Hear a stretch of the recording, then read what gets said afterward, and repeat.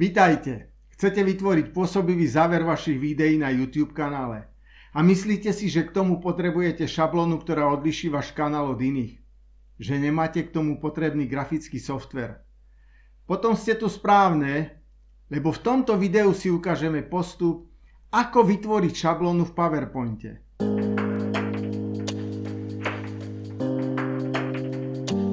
Prajem vám pekný a príjemný deň. Moje meno je Vlado Homoľa a tento YouTube kanál je tu pre vás. Znalosti, ktoré na ňom nájdete, vám pomôžu meniť vaše nápady a vaše myšlienky na skutočnosť.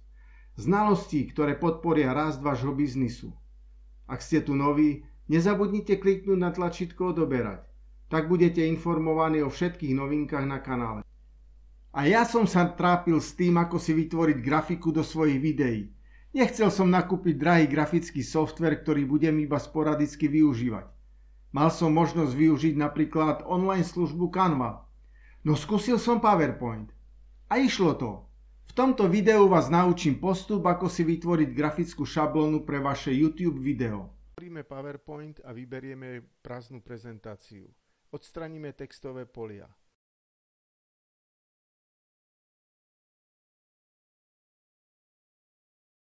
Nastavíme veľkosť snímky na karte Návrh, tlačidlo Veľkosť snímky 16:9. Predlohu sme si umiestnili na plochu počítača.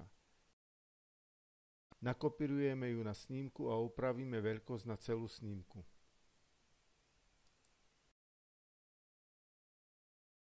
Na snímke máme podklad pre vytvorenie šablóny. Slúži nám ako pomôcka. Na miesta, kde chceme mať vložené videá z YouTube, umiestnime biele obdĺžniky, ktoré budú trocha rozmerovo väčšie, ako je rozmer vloženého videa. Dostaneme tak biele oramovanie. Cez kartu domov si vyberieme z tvárov obdĺžnik a ťahom myši ho umiestnime na miesto pre YouTube video.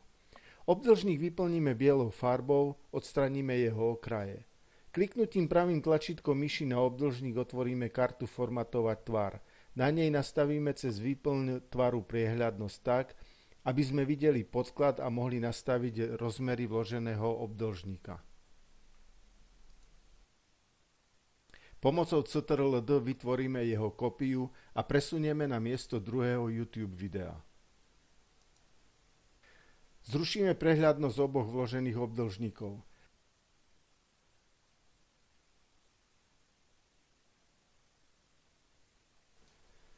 Na snímke pokračujeme vložením obdĺžnika, ktorý bude tvoriť súčasť pozadia šablóny. Odstraníme jeho okraje a vyplníme farbou napríklad RGB 34, 156, 185. Pootočíme obdĺžnik a roztiahneme ho tak, aby pokryl ľavú časť snímky. Zmeníme priehľadnosť a posunieme ho do pozadia, aby boli viditeľné biele obdĺžniky.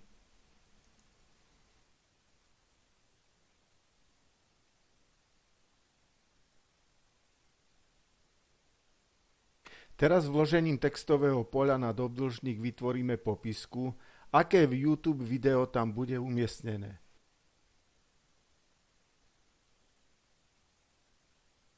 Vyberieme typ písma, zvolíme Beba z NEU a upravíme jeho veľkosť.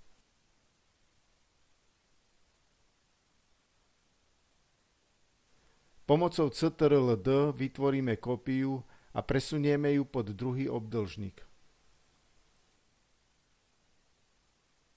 Zmeníme text. Tu chceme video, ktoré je najsledovanejšie a vyberá ho YouTube kanál. Upravíme veľkosť písma a umiestnenie textového poľa. Zosúladíme veľkosť písma v obidvoch textových poliach.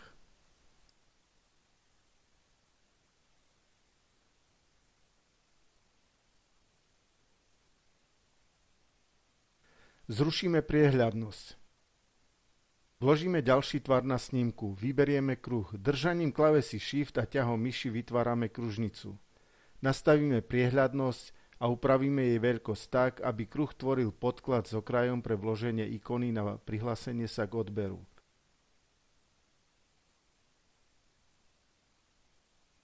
Vyplníme kruh bielou farbou a odstraníme okraje.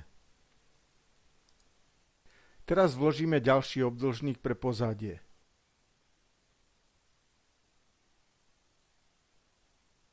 Odstraníme okraje, vyplníme tmavo-sivou farbou, potočíme ho a upravíme veľkosť a priehľadnosť.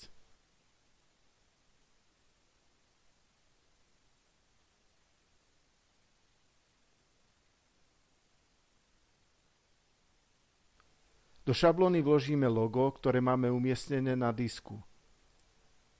Karta vložiť, voľba obrázky a výber loga.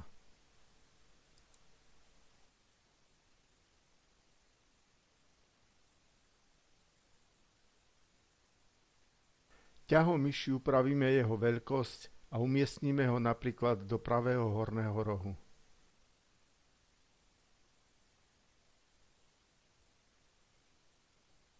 Upravíme šírku ľavého obdĺžníka a zrušíme prehľadnosť druhého obdĺžníka. Bielý kruh presunieme na miesto, kde chceme umiestniť ikonu na prihlásenie sa k odberu. Označíme textové pole, pomocou Ctrl+D vytvoríme jeho kópiu, presunieme ho a upravíme text.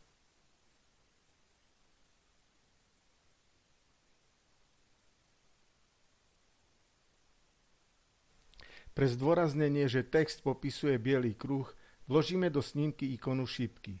Použijeme kartu Vložiť a voľbu ikony. Vyberieme šípku tým, že na ňu klikneme a následne klikneme na voľbu Vložiť. Je to červené tlačítko vpravo dole. Ťahom myši upravíme umiestnenie šípky, pootočíme ju, zmenšíme a zmeníme výplň na červeno a okraje na bielo.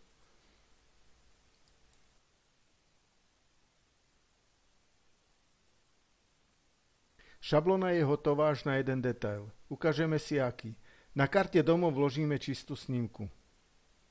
Vrátime sa na snímku so šablónou, klikneme Ctrl+A, Ctrl+C a prejdeme na čistú snímku.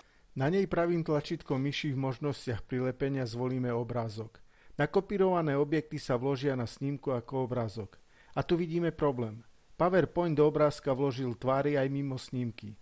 Preto pootočené obdĺžniky musíme upraviť. Na pomocnej čistej snímke vytvoríme pomocný obdĺžnik na celú snímku a zrušíme jeho okraje. Zo šablóny nakopírujeme pravý obdĺžnik a cez Ctrl+V ho vložíme do pomocnej snímky s vytvoreným obdĺžnikom. Označíme oba obdĺžniky a na karte Format tvaru vyberieme funkciu Zlučiť tvary prienik. Dostali sme chcený tvar. Cez Ctrl+X a vložením ako obrázok meníme tvár na obrázok. Podobne postupujeme aj s druhým obdĺžnikom.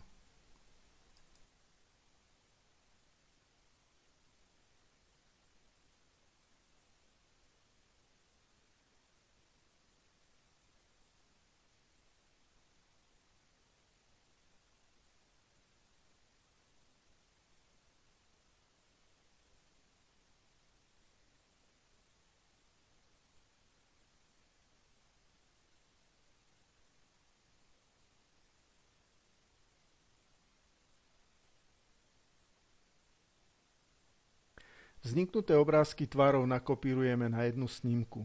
Upravíme ich umiestnenie a z prvej snímky nakopírujeme ostatné prvky. Prvky označíme držaním klávesy Ctrl a postupným klikaním myšou na jednotlivé prvky.